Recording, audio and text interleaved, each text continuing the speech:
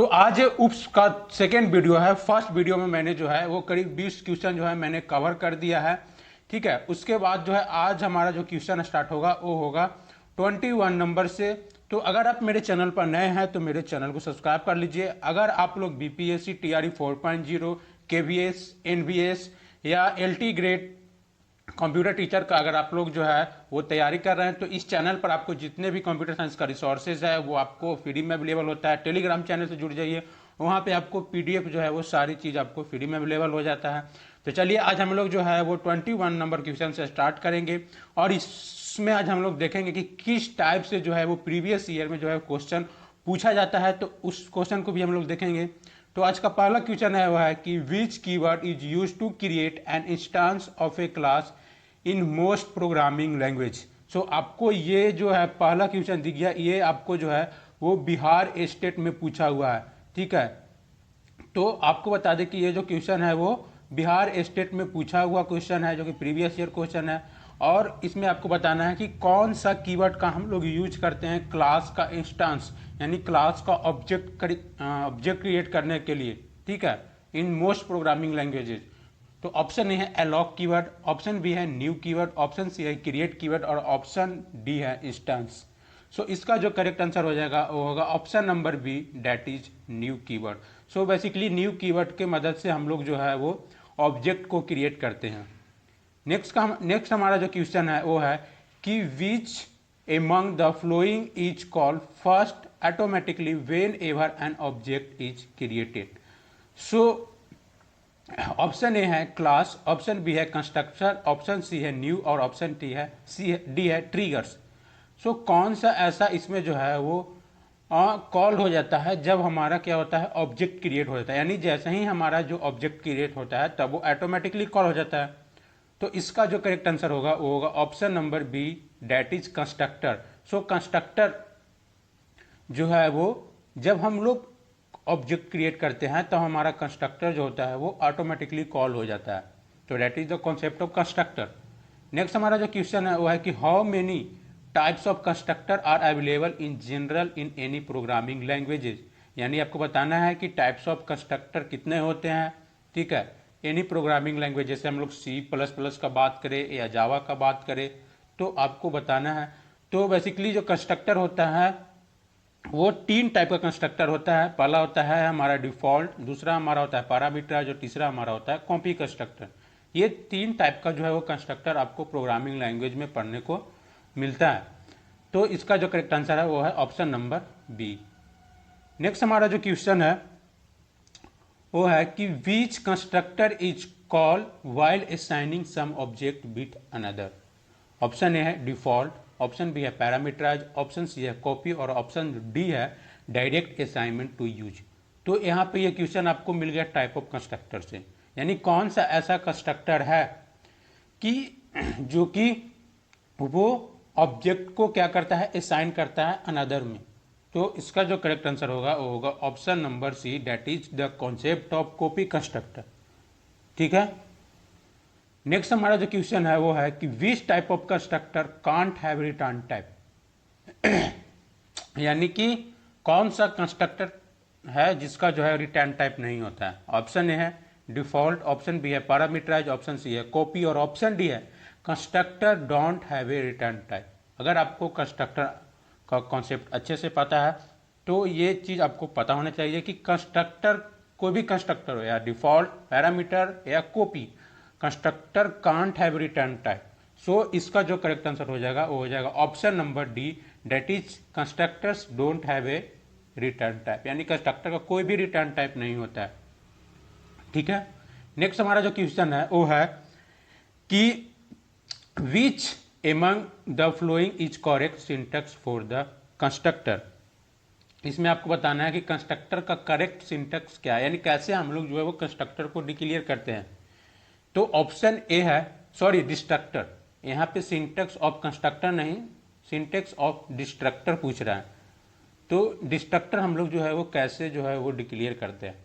Option A है class name, option A है B है parenthesis class name, option C है टाइटल साइन क्लास नेम, उसके बाद में है ऑप्शन डैश क्लास नेम। तो option number C, that is tilde, यानी टिडल का हम लोग इसे प्रोग्रामिंग लैंग्वेज बोलते हैं। तो टिडल साइन का यूज करते हैं, फिर उसके बाद क्लास का नेम देते हैं। तो इस तरह से हमारा जो डिस्ट्रक्टर जो है वो डिक्लेयर होता है। ठीक है, नेक्स्ट हमारा जो क्वेश्चन है वो है कि what is an abstract class in OOPs. यानी आपसे जो पूछा है कि अब्स्ट्रैक्ट क्लास क्या होता है उप्स में, और ये भी जो है वो पूछा हुआ क्वेश्चन है बीपीएससी में। ठीक है, प्रीवियस ईयर क्वेश्चन ये है। तो आपको बताना है कि उप अब्स्ट्रैक्ट क्लास क्या होता है उप्स में। सो ऑप्शन ए है a class with no methods, option B है a class that can not be instantiated, a class that can only have private members, a class that can not have method with parameter. So इसका जो correct answer होगा वो होगा option number B, that is a class that can not be instantiated. ठीक है, next हमारा जो question है वो है कि which among the flowing describe A destructor. यानी कि आपको बताना है कि इसमें जो है वो डिस्ट्रक्टर का जो सही डिस्क्रिप्शन है वो क्या है। ठीक है, कौन सा यहाँ पे जो ऑप्शन है वो डिस्ट्रक्टर को जो है वो सही से डिस्क्राइब कर रहा है, यानी सही डिफिनेशन है। तो ऑप्शन ए है हमारा a special function that is call to free the resources acquired by the object. Option B है a special function that is call to delete the class. Option C है a special function that is call any time to delete an object. Option D है a special function that is call to delete all the objects of a class.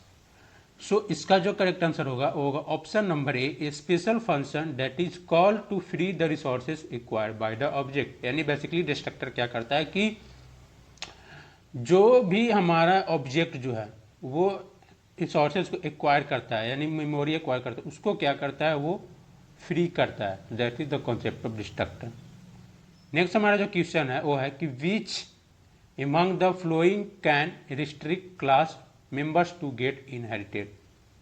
अब यहाँ पे ये concept जो है वो access specifier से आया, और अगर आपको इसका पहले वीडियो मैंने देखा होगा तो उसमें भी इस टाइप का क्वेश्चन आपको देखने को मिला होगा, और उप्स का मैंने जो है वो वीडियो बनाया है प्लेलिस्ट में, आप लोग देखें, ये सब सारे कॉन्सेप्ट आपको क्लियर हो जाएगा। अब कह रहा है कि कौन सा ऐसा क्लास का मेंबर होगा जो कि इनहेरिटेड नहीं होगा, यानी इनहेरिटेड होने से जो है वो रिस्ट्रिक्शन होता है, रिस्ट्रिक्शन देते हैं, यानी कि आप इस क्लास का जो है वो मेंबर आप इनहेरिट नहीं कर सकते हैं। तो ऑप्शन ए है प्राइवेट, ऑप्शन बी है प्रोटेक्टेड, ऑप्शन सी है पब्लिक, और ऑप्शन डी है ऑल थ्री। सो क्लास का जो प्राइवेट मेंबर होता है उसको हम लोग जो है वो इनहेरिट नहीं कर सकते हैं। तो a private class member can be restrict classes member to get inherited.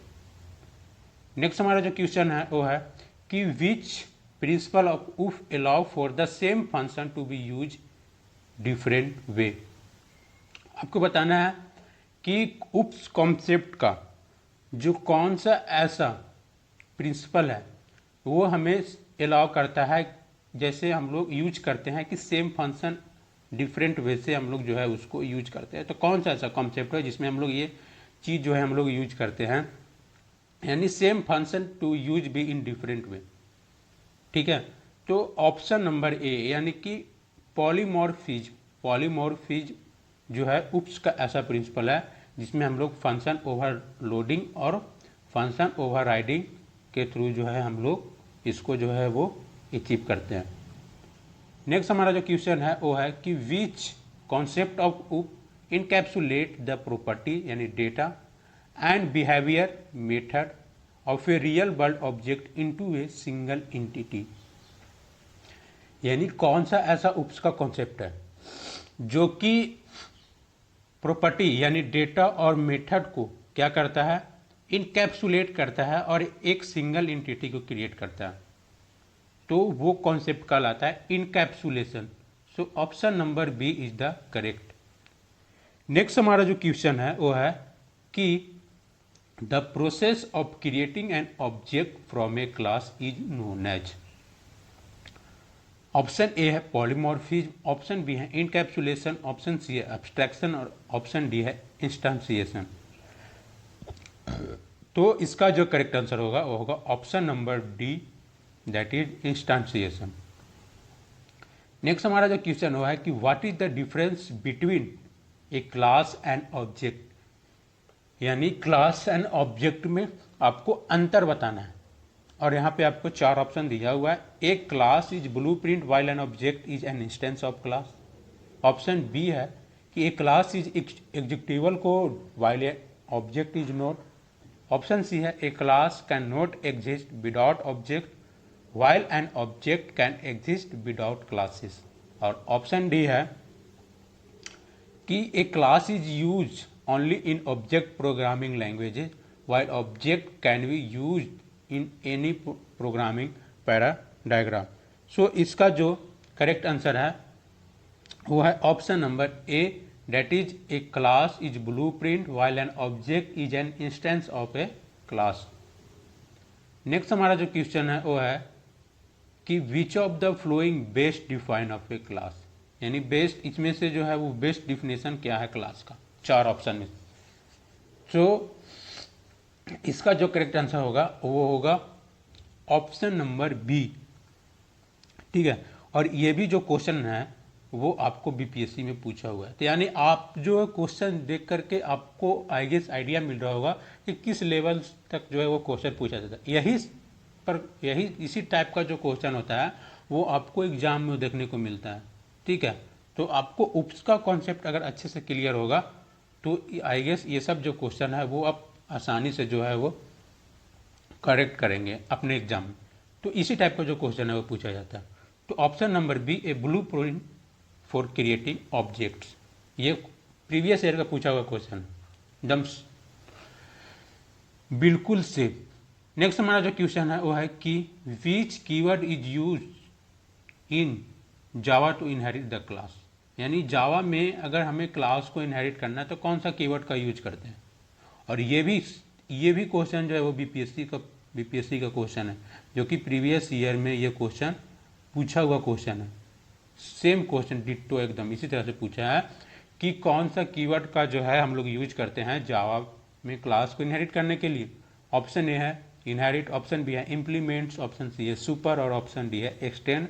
तो इसका जो करेक्ट आंसर होगा वो होगा option number D, that is x tends.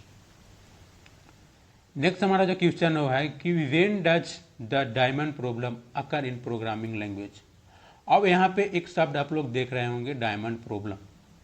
तो बेसिकली ये डायमंड प्रॉब्लम आपको जो है एक प्रोग्रामिंग में कॉन्सेप्ट में ये जैसे बोला जाता है तो कब अकर होता है, ठीक है। तो अगर आप लोग उस कॉन्सेप्ट पढ़े होंगे तो आपको ये जैसे जहाँ पे डायमंड प्रॉब्लम कैसे अकर होता है, कैसे क्रिएट होता है, तो वो चीज़ आपको मालूम होगा। अगर नहीं पता है तो आपको बता दें कि जब हम लोग क्या करते हैं कि मल्टीपल इनहेरिटेंस बनाते हैं, ठीक है। जब हम लोग मल्टीपल इनहेरिटेंस बनाते हैं तो उसमें क्या होता है कि एक class inherit from 2 classes with the same method, यानी कि एक क्लास क्या होता है 2 क्लास को क्या करता है इनहेरिट करता है, और उस 2 क्लास का मेथड क्या होता है सेम होता है। जैसे इसमें मेथड हमारा मान लिया जाए डिस्प्ले है और दूसरे क्लास में भी मेथड क्या है डिस्प्ले है, ठीक है। तो उस प्रॉब्लम को हम लोग क्या बोलते हैं डायमंड प्रॉब्लम। यानी कंपाइलर तो कंफ्यूज हो जाता है ना कि दोनों क्लास में तो डिस्प्ले मेथड है, तो वो कंफ्यूज होता है कि कौन सा डिस्प्ले मेथड को हमें कॉल करना है, तो वहाँ पे प्रॉब्लम आकर हो जाता है। तो उसी टाइप को प्रॉब्लम को हम लोग जो है वो डायमंड प्रॉब्लम बोलते हैं। तो बेसिकली ये जनरली अकर होता है मल्टीपल इनहेरिटेंस में। तो मल्टीपल इनहेरिटेंस का जो आप लोग कॉन्सेप्ट अगर आपको मालूम होगा तो वहाँ पे जो है आपको देखने को मिलता है, या हम लोग बोल सकते हैं कि C++ में एक हाइब्रिड होता है, ठीक है। तो हाइब्रिड में भी ये डायमंड प्रॉब्लम जो है वो बेसिकली आपको देखने को मिलता है। तो that is the concept of diamond problem. तो एक when A class inherits from 2 classes with the same method when the diamond problem is occur, ठीक है। हाँ, इस चीज को प्रॉब्लम सोल्व करने के लिए जो है वो आगे प्रोग्रामिंग कॉन्सेप्ट में आपको बताया भी जाता है कि कैसे इस प्रॉब्लम को जो है वो दूर किया जाता है।